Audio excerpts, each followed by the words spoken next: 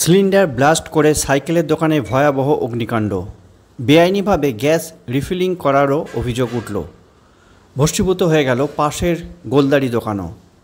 কুণ্ডলি পাকানো কালো ধোঁয়ায় ঢাকল পাশের সুস্বাস্থ্য কেন্দ্র। আতঙ্কে স্বাস্থ্যকেন্দ্র ছাড়লেন চিকিৎসক থেকে রোগীরা। পুড়ে গেল আসানসোল দুর্গাপুর পুলিশ কমিশনারেটের দুটি সিসিটিভি ক্যামেরাও। আগুনের লেলিহান শিখায় বন্ধ হয়ে যায় দুর্গাপুরের ৩ নম্বর ওয়ার্ডের উইলিয়াম কেরি এলাকার গুরুত্বপূর্ণ রাস্তায় যান চলাচল। আতঙ্কের কেন্দ্রবিন্দুতে পরিণত হয় এলাকাটি। ঘটনাস্থলে পুলিশ এবং দমকলের দুটি ইঞ্জিন আসে এবং আগুন নেভানোর চেষ্টা করে এবং আপাতত আগুন নিয়ন্ত্রণে এসছে।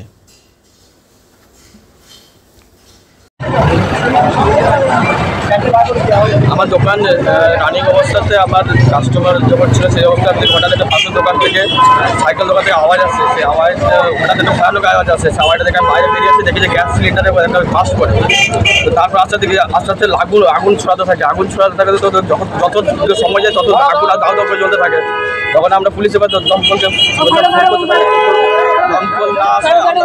গ্যাস সিলিন্ডার এখানে কি হতো? গ্যাস সিলিন্ডার আমি কিছু বলতে পারবো না, কিন্তু গ্যাস সিলিন্ডার দুটো গ্যাস সিলিন্ডার ছিল এখানে, সেগুলো আস্তে আস্তে বাস্ট করে। মানে গ্যাস কি ভরা হতো এখানে? গ্যাস ভরা হতো নাকি সেটা আমি বলতে পারবো না।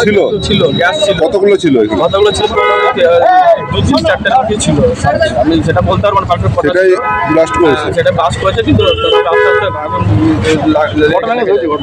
আপনার হয়েছে 9:30 নাগাদ, 9:30 নাগাদ। তখন আমি দোকানে আমি পাশের দোকানে ছিলাম। তখন হঠাৎ থেকে আমার দোকানে আস্তে আস্তে আগুন লাগতে শুরু করে। আপনার দোকানে ক্ষয়ক্ষতি হয়েছে? আমার দোকানে ক্ষয়ক্ষতি হয়েছে, অনেক টাকা, প্রচুর টাকা ক্ষয়ক্ষতি। আপনার কিসের দোকান? মুদিখানা plus grocery plus cattle food আছে।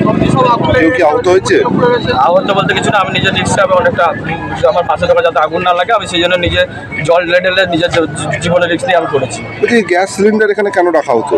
গ্যাস সিলিন্ডার কিছু রাখা হতো সেটা আমি বলতে পারবো না।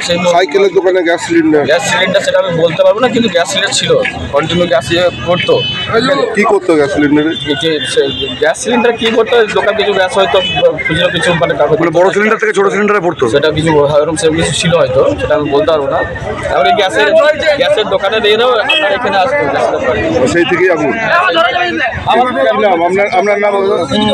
আগুন লেগে আপনার নাম? আমার নাম মিলন মন্ডল।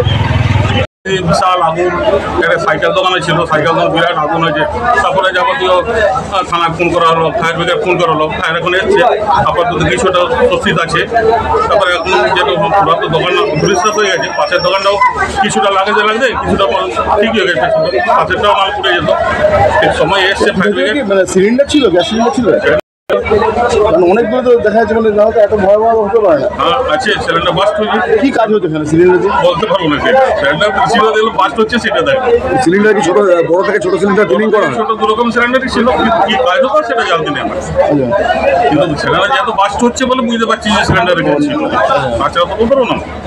আপনি কি এখানে থাকেন নাকি লোকাল? আপনি? আমি এখানে বুঝতে ছিলাম, আমি এখানে বুথ সভাপতি। সন্ধ্যা দেখা হলো, ফায়ার ফোন হলো, ফায়ার এসছে। কটা গাড়ি এসছে?